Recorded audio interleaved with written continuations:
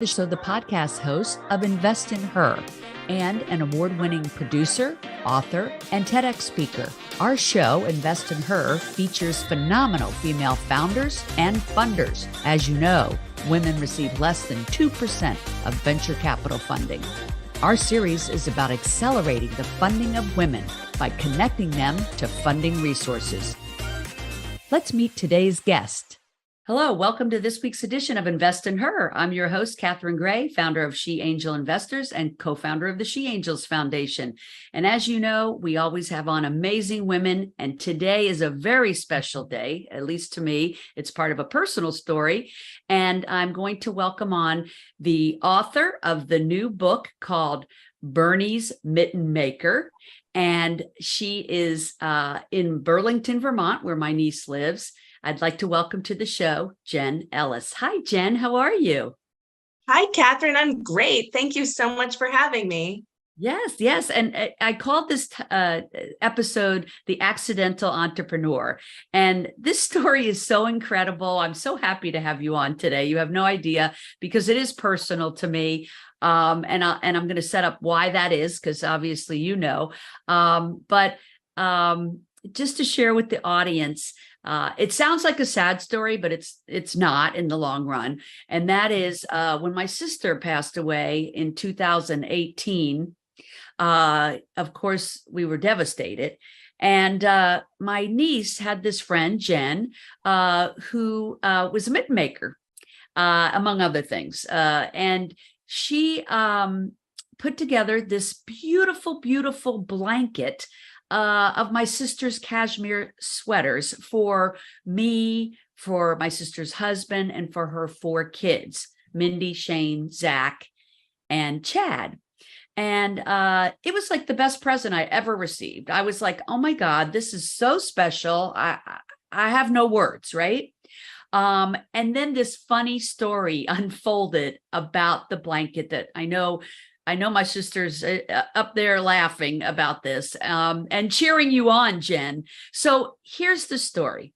When the inauguration came around, Jen, I know you write in your book, you were super, super excited about this inauguration, right? Yeah. And so, as was I, we had the first, female vice president, Biden had won. We were very excited about this for many reasons. And you didn't know that these mittens that you had given to Bernie through was it his daughter-in-law? Yep. Yeah. That he was going to wear them at the inauguration. So let's set up that day. You go into school, you're a teacher, right? You're excited to see the inauguration that day. You and your wife and your daughter are, plopped in front of the TV and let's kind of set it up from there, because you had no idea he's going to wear those mittens that day, right? I had no idea. And I was so surprised I wasn't surprised that he wore them because it was cold and I knew he liked the mittens. And so it makes sense, right? And and I just want to interject right here that you Vermonters say mittens with no T's. you and my niece call them mittens. There's no T's in it. I just want to point that out because it's hilarious. Okay. Now I'm always going to think about that. But anyway, I knew that he liked them and wore them. And I was teaching that day in my classroom alone because it was during the pandemic and my students were at home. So I was remote teaching, and I just got a barrage of texts letting me know that Bernie had worn the mittens to the inauguration. So it was a half day of school. I raced home because we were so excited to see Kamala Harris, be the first first female vice president. And we were sitting there with our daughter, and there was Bernie, just sitting there by himself, looking kind of grumpy. And I thought, it's so strange that the camera keeps resting on him, but meanwhile, it was blowing up online, and we're not like hugely online people. We're not even huge TV people. Like, we dragged that TV out of the closet for the occasion. So yeah, it just went from there. Yeah. And, hundreds, thousands of people were trying to reach me for the rest of that day and the next few days. But I was busy. My report cards were due. I have a kid, a dog, a wife, I have a life, and I couldn't just surrender to this whole thing, but it got bigger and bigger and bigger, as you know. Let me interject there. So I'm watching the inauguration. Everybody's talking about Bernie's mittens, like incessantly. And, in the news for the next few days and in all these memes and everything. And my niece calls me and says, did you see the mittens on Bernie? I'm like, of course I did. Everybody did. Wasn't that hilarious? And then she says, well, I have a story for you. Those mittens were made by my friend Jen, who made our blankets of my mom's sweaters that I gave you for the holidays. And I'm like, what? I go, oh my God, I have to tell everybody. She goes, no, you can't tell anybody because Jen doesn't want to make anymore and she doesn't want anyone to know. And P.S., then my niece says, I feel so terrible. All these people now want her mittens and she doesn't have any mittens because she's been making our blankets. I'm like, oh my God, this is horrible. And I'm always cheering on female entrepreneurs. So I'm like, oh no, what do we do to this girl's business? But in the long run, as we're getting to, the story ends well and continues to go well. So the next step was, of course, you didn't have these mittens, but I think the Vermont Teddy Bear Company reached out to you. Is that what happened? Yeah, I mean, hundreds of businesses reached out to me and I was so overwhelmed. And a friend of mine was just like, do a quick search on your email, because 22,000 people emailed me looking for the mittens. Oh Not my just God. one pair, but like they wanted to fill their store, give them to all their employees, give them to everyone in their families. And there was no way I could make that many mittens. Oh my God. And if I made just a few mittens, and sold them for what was a reasonable price, people would just sell them on eBay for thousands of dollars because everybody wanted it all at once. So wait, you used to sell these mittens at the fairs, right? Yeah, at craft fairs. It was kind of a side hustle from teaching, right? You were just selling them at the fairs and it was a side. Yep. This is how we paid for our summer vacations. Oh my God. And you never in a million years could have imagined this happening, right? I mean, Bernie Sanders, who has millions of fans and followers, right? Which is why I think it blew up. I mean, I think I even saw it on Saturday Night Live. I mean, it was just crazy how crazy people went over these mittens and still do. And I'm so happy you just came out with this book. I want to mention the book because people can pick it up. It's called Bernie's Mitten Maker, right? Yeah. And the beauty of your book, first of all, I just want to mention you're a great writer. Thank you. Yeah. And I loved how personal you got in the book. And it was really interesting. Your life has been interesting. The way you shared things so vulnerable to your life was really impressive. People are going to enjoy reading this book. People are going to identify with this book. Rather, it has to do with, a lot of kids are, sexually molested or whatever. And so that you address that a lot of people come out as gay people, you address that in a very beautiful way, that kids are going to, they're going to like reading it. Hopefully the book doesn't get banned. Not funny, but I mean, I'm just saying how ridiculous that is. Right.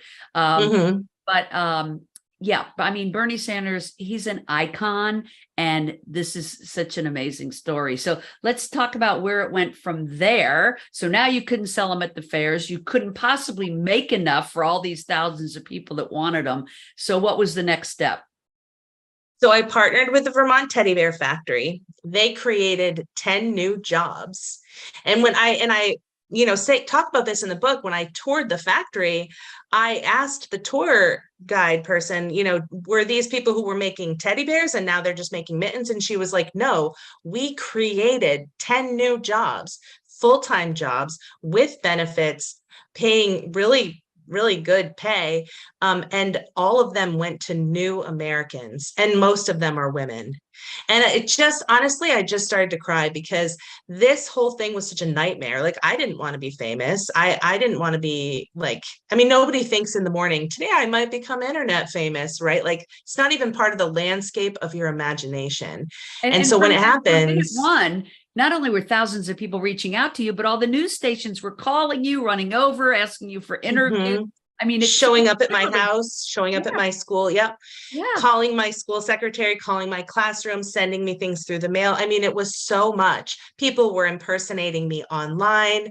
The state's attorney of Vermont had to prosecute people who were internationally impersonating me, pretending to be me, using my name and likeness to create fake businesses and rip people off. I mean, it just went on and on and on. There were so many layers to it. So I partnered with the Vermont Teddy Bear Factory, and now they have the Vermont Mitten Factory. Everybody can get the mittens. If you go on to vermontteddybear.com, you can get mittens. You can get them for everyone you know, and they're awesome. And they use my pattern. I help them with advertising. I've partnered with them to make the mittens. Meanwhile, in order to get to sleep at night, I was writing all this down because it was so unbelievable to go from just living a life as a school teacher, a mom, a community member, to all of a sudden being this like internet person, like I was going to say icon, but not really, just like an unwilling participant in this weird internet fame. Yeah. And then I realized I had the makings for a book. And, and the more I was thinking about it, when everybody's looking at your life and commenting on your life, it does give you like an opportunity to look at your own life. And I started thinking about, what do I want out of my life? And I was feeling kind of done with teaching. So I wrote this book. I resigned from teaching. I decided to go back to school to become a therapist. I'm training to become a therapist. Meanwhile, the book is kind of taking off, and I have an opportunity to write another book. So this next year of my life, I just threw all the cards up in the air, and I was like, I'm going to devote this year to publicizing this book, to showing up, to saying yes to every single invitation, to be on podcasts and to meet new people, and to travel to book clubs and to do all of it. And I will also say, everybody that does a year of yes to everything, it's always a magical year. It's always a magical year. You get to do things you probably otherwise wouldn't get to do. And, what I love is you're doing everything with this opportunity for the greater good. Like you said, getting more people jobs. I know you used an all-female small press, and we're going to talk about that. And that a percentage of all this has gone to charities. So you've done so many good things with it. And now you're allowing yourself for the next year to go speak at book clubs or events where people would find it advantageous to have you there with your experience of what you've been through. And so many good things are coming out of it. Can you say what the next book is going to be about by any chance? Well, it's going to be fiction, because let me tell you, it was really hard writing this book. Like you said, I got personal, and I told the whole story, and I told the whole backstory of like, why was crafting so important to me? It was important to me because I used crafting and creativity to heal from trauma. And I think that people don't realize that I made those mittens for Bernie after we lost a baby, like that's part of the book. And I think that everybody has their thing that they do to kind of heal. Some people go running, other people knit, I sew. And that's what I've always done. So yeah, and I do want to speak to I remember in the book you kind of got the sewing from your mother, right? A little bit, and from my home economics teacher. She's the one who taught me how to sew. But I want to speak to the nonprofit piece, because so I had to hire a lawyer to negotiate this contract with Vermont Teddy Bear Factory, because they're a huge business. And I had I'm not really a huge business person. So I hired this business lawyer, and we negotiated this contract. And I said, the one thing I want is I want a portion of every sale of every mitten forever to go to charity. And so for the first year, that's in the contract, So for the first year, a portion of all the sales went to Make-A-Wish Vermont. And the second year, I was like, they picked Make-A-Wish Vermont, which was great. The second year, I was like, I want to pick. And so now a portion of every sale goes to Outright Vermont, which is a queer youth organization supporting queer youth doing groups. It goes specifically to support their summer camp. It's just an awesome organization. So I feel really, really good about that too. So I think there's a couple ways people can be supportive to you. One is they can buy the book, which is Bernie's Mitten Maker. It's on Amazon and wherever you buy books online for the most part. But also we wanted to talk about supporting the Green Writers Press, which is the women-founded small press that she decided to go with instead of a larger one. And this they always need help with printing the books, right? That's a big endeavor of or expense, I should say, is printing the books. And that's something that you wanted to talk about today. The website for Green Writers Press, is that .com? greenwriterspress.com. And if you contact them and say if you want to help pay for the printing of the book. So we had an anonymous donor pay for the first 1,000 books, which sold out within hours of the book coming out. And so we went into a little bit of debt to print 1,500 more. But they're quickly selling out. So I mean, when you go with one of those big presses like Random House or or whoever, they have a lot more money and a lot more sway to print 10,000 copies of a book. But when you go with a small independent press, that money has to come from somebody's pocket, and I can't afford that, and so that's really where I'm looking for help now is to help fund the printing of the books so that they're more widely available to everyone. Right. And we want women to also support the Green Writers Press, which is founded by women, run by women, very small team. So people can go there and make a donation, or of course they can buy the book, buy several books for whatever holidays are coming up. Makes a great gift. People get a kick out of it. They could even give the book, Bernie's Mitten Maker, with a pair of the mittens. I'm seeing it as my goodness. Yeah, that would be a perfect gift. Make a great wedding gift. I often do like a his and hers mittens for wedding gifts, and you can put the book in there too. And if folks want to support me, this is my year of yes. You know what? Call me up. Find me online and invite me to your book club, invite me to your local bookstore, invite me to your college or university, and I'll be there, because the answer this year is yes. Absolutely. I love that you're going on the road with this, and that you've become an accidental entrepreneur, basically. And, a lot of people do have a full-time job and they're doing a side hustle that then turns into what they do for a living. So I know you're going back to school to become a therapist, but who knows, this might keep calling your name. I have a feeling. I can't wait to hear and see your new book also that you're going to work on this coming year. That sounds super exciting. I don't know, Jen, I think you might be an author. You're a good writer. It's taken me a little while to grow into that new identity, but I think that I'm there, and I really got a lot out of writing this book, and I can't wait to write another one. Well, and did we say, are you allowed to share what that one's about? The next one is about a young therapist's relationship with her old therapist, who is retired. Oh, wow. A lot of people are going to identify with that one. Love it. Yeah. Love it. Well, my wife, Deborah, is a writer too. So I know she's going to enjoy following you and reading your books. One quick funny story about the blanket you made for us of my sister's cashmere sweaters, which, by the way, sometimes people will say, why did she have so many cashmere sweaters? And it was someone on the other side of the family that was like a manufacturer of that. So she had I think 200 cashmere sweaters, which is how you were able to make the blanket.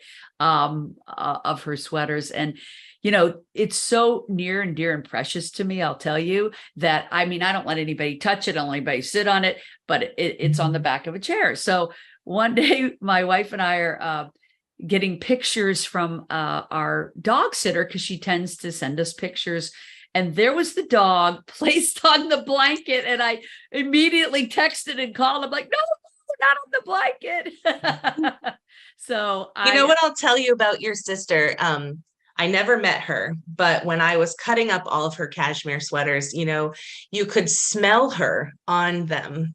And also there was occasionally a stain kind of on the, on the shelf here. And it's so funny, because not funny, but it was poignant, because it was like I was able to sort of meet her through time. And there's a chapter in the book where I talk about your sister and Mindy, and how crafting is a way for us to take artifacts from the past and bring them into the present in this new way. And often the thing that is most present is how they smell. And so I know what your sister smelled like, and it was beautiful. She was beautiful. I know she was. Well, thank you. And that is so interesting what you're saying about taking artifacts to remember the people that have passed, and, putting them into something so special as that, like the blanket. And so I'm forever grateful to you for doing that. It was the best gift ever. And I can't talk about it anymore. It'll make me cry.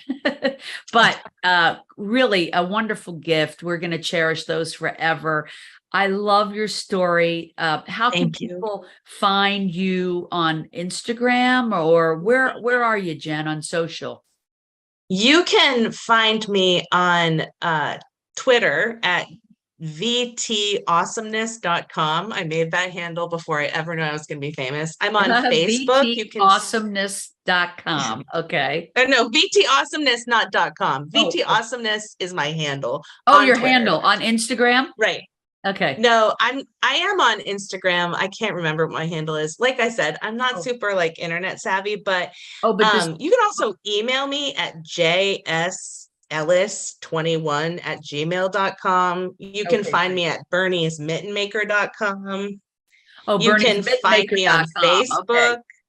Yeah. You can find me through Green Writers Press. Yes, I found you on Facebook. They can find me through you. Right, find it through me. And then the awesomeness one was, what was it, Twitter? Yeah, that was Twitter. VT Awesomeness. Yeah. That, that's where I really blew up. But every time I post, I lose about 100 followers. So I think I'm blowing down now.